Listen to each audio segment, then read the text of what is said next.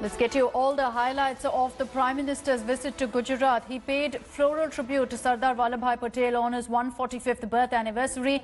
The day also celebrated as the National Unity Day. In a major boost, in fact, Prime Minister Modi has launched the country's first seaplane service between the Statue of Unity at Kevadia to the Sabarmati riverfront in Ahmedabad. The Prime Minister, in fact, took the seaplane and landed in Sabarmati riverfront in Ahmedabad just moments ago.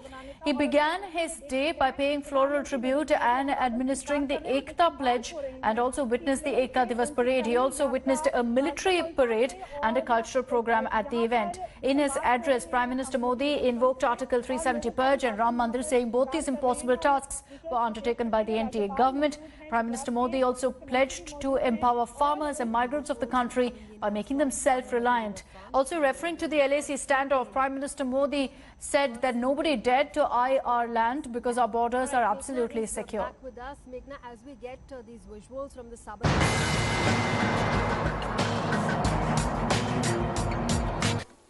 विपदाओं और चुनौतियों के बीच भी देश ने कई ऐसे काम किए हैं जो कभी असंभव मान लिए गए थे।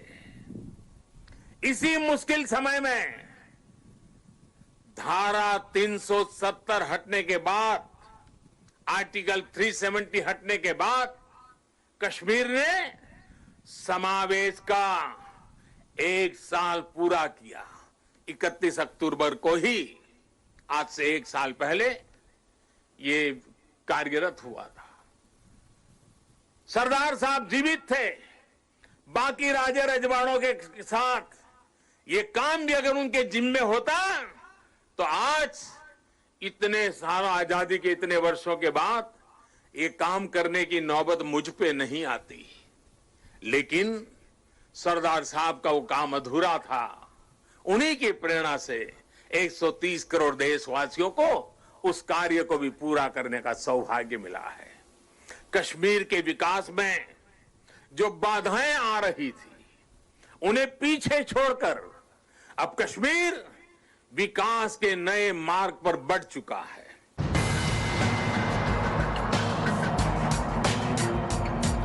आज देश रक्षा के क्षेत्र में भी आत्मनिर्भर बनने की ओर बढ़ रहा है।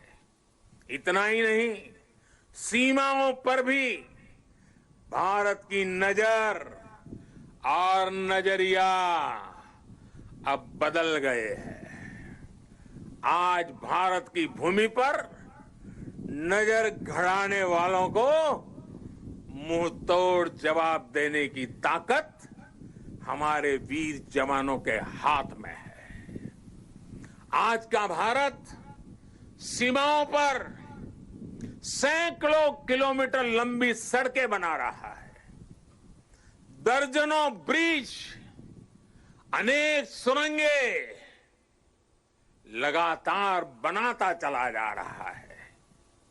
अपनी संप्रभुता और सम्मान की रक्षा के लिए आज का भारत पूरी तरह सज्ज है, प्रतिबद्ध है, कटिबद्ध है, पूरी तरह तैयार है।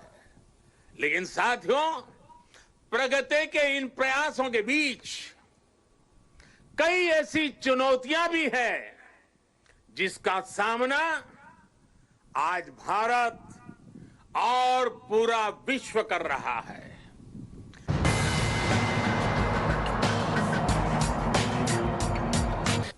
ये देश की एकता की ही ताकत थी कि जिस महामारी ने दुनिया के बड़े बड़े देशों को मजबूर कर दिया, भारत ने उसका मजबूती से मुकाबला किया है।